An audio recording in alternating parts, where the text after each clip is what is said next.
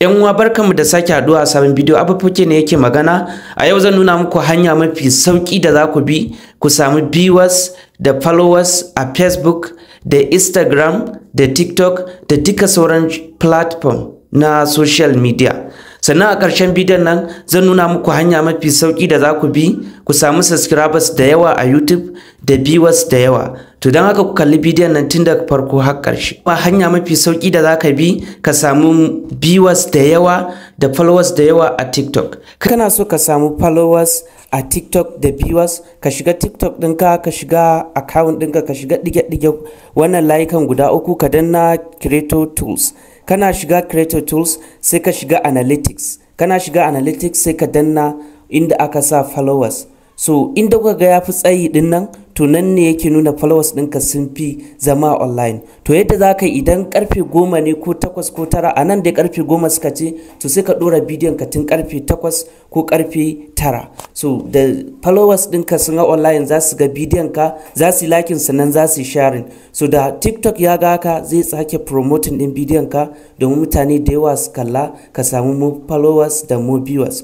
So shine hanya mafi sauki da za ku bi ku samu followers da viewers sosai a Instagram. Kana so ka samu followers da viewers a Instagram, za ka shiga Instagram ɗinka, ga gurin da aka sa dashboard nan, sai ka danna dashboard ɗin. Kana danna dashboard za ka ga gurin da aka sa total followers, sai ka danna. Kana danna ka je can ƙarshe. Kana zuwa nan kamar yadda kuke gani karfe 9 na dare shine lokacin da followers ɗina mafi yawa suka fi zama online. To don haka idan za ka ƙirƙiri bidiyo sai ka ɗora bidiyon ka a karfe 8 domin da followers ɗinka sun hau su ga bidiyon ka su sharing ɗinta, sannan kuma Instagram idan ya ga an buɗe bidiyon sosai zai daɗa promoting ɗinta, ka samu viewers da yawa da followers da yawa. Hanya mafi sauki da za ka bi ka samu viewers da followers sosai a Facebook. Idan kana so ka samu followers da viewers sosai a Facebook, kawai ka shiga profile ɗinka. Idan ka shiga profile ɗinka za ka gurin da aka sa reel. Kana ganin gurin reel ɗin nan,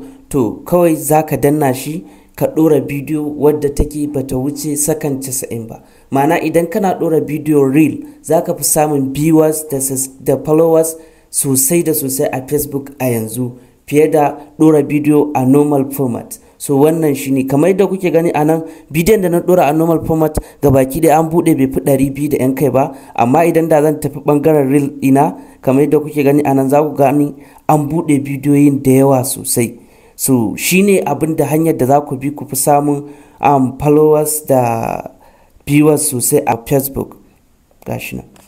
Hanya mafi sauki da za ku bi ku samu subscribers da yawa a YouTube da viewers da yawa a YouTube. Yadda za ka samu viewers da yawa da subscribers, kawai za ka shiga wannan YouTube studio din, sai ka danna Analytics, sai ka danna Audience. Kana danna Audience sai ka zo gurin nan da aka sa when your viewers are on YouTube, sai ka danna. Kana dannawa duk inda ya fi duhu shine inda mafi viewers ɗinka da subscribers ɗinka suke online. Kamar yadda kuke gani inda suka sa ya fi duhun nan sun sa money, ma'ana mutane da yawa. Inda kuma ya disu ma'ana fewer, kamar nan yadda kuke gani nan ba mutane sosai. So idan ka tashi, idan suka ce ma karfe 8 ne ko karfe kaza ne followers ɗinka ko subscribers ɗinka suke online, to sai ka yi kokari ka uploading ɗin bidiyo kafin lokacin. Misali idan karfe 7 suka ce ma, to sai kai uploading din bidiyon ɗinka karfe 6, da sun hau karfe 7 za su ga bidiyon ka su kalla, sannan za ka samu sababbin subscribers ma ta haka.